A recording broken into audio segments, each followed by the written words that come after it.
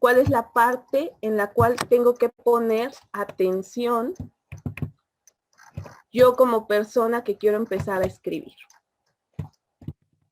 Bueno, lo primero, tengo que saber qué es lo que quiero contar. No importa el cómo en este momento, es qué es lo que quiero contar. Si en un inicio no tengo ni idea de qué es lo que quiero contar, lo que puedo hacer para facilitármelo es crear un personaje. ¿Cómo es? ¿Qué piensa? ¿Qué siente? ¿Qué le ocurre? ¿Dónde vive? ¿De qué época es? ¿Cómo se llama? Y digo hasta el final la parte del nombre porque a veces no es importante el cómo se llama. Pero sí es importante saber qué piensa y qué siente. ¿Qué es lo que le sucede? A partir de que nosotros creamos un personaje, es más fácil empezar a generar una historia.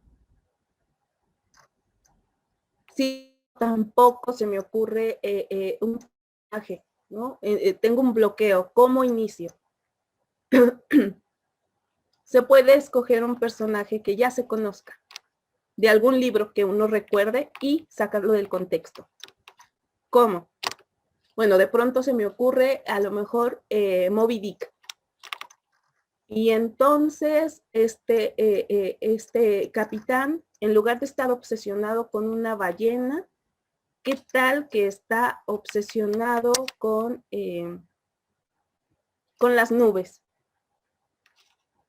Y quiere deshacerse de las nubes. ¿Por qué? Entonces ahí empiezo a hacerme preguntas. ¿Por qué? ¿Qué fue lo que sucedió? Que está obsesionado con las nubes y que además se quiere deshacer de ellas. ¿Cómo intenta deshacerse de ellas? Todas estas preguntas son las que me van a ayudar a seguir dándole a la historia una forma y a que esta historia crezca. Otra de las formas es empezar por el final.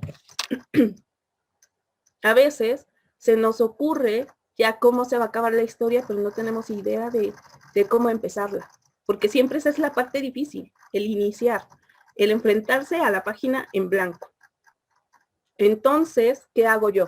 Bueno, ya tengo el final, ya sé que se van a suicidar los dos personajes, tirándose del puente. Ajá. Bueno, ¿y por qué llegan a ese punto? E irme hacia atrás contando esta historia, como si fuera una especie de flashback de los que vemos dentro de las películas. Otra es utilizar información que tengo a la mano, como incluso una noticia que de pronto nos encontramos en internet o en la televisión o en un periódico. Y nosotros darle una solución que pueda ser fantasiosa, mágica, fantasmal. Por ejemplo,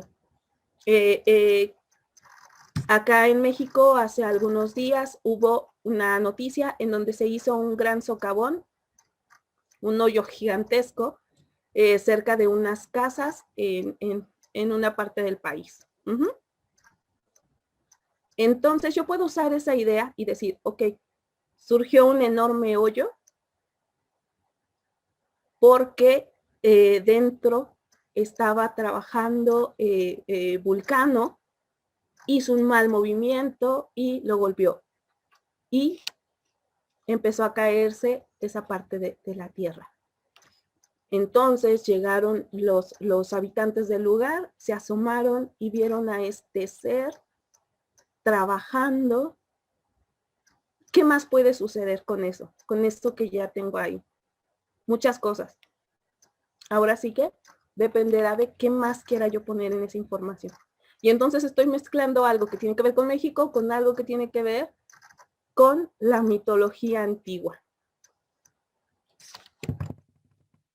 También podemos utilizar el iniciar con frases de otros autores, fragmentos de textos que nos hayan gustado, que nos generen una emoción, o simplemente de autores que nosotros admiramos. Incluso de poesía, no pasa nada. O canciones incluso de las populares, de esas que escuchamos constantemente. Que no me gusta esta canción de Maluma, uso la primera parte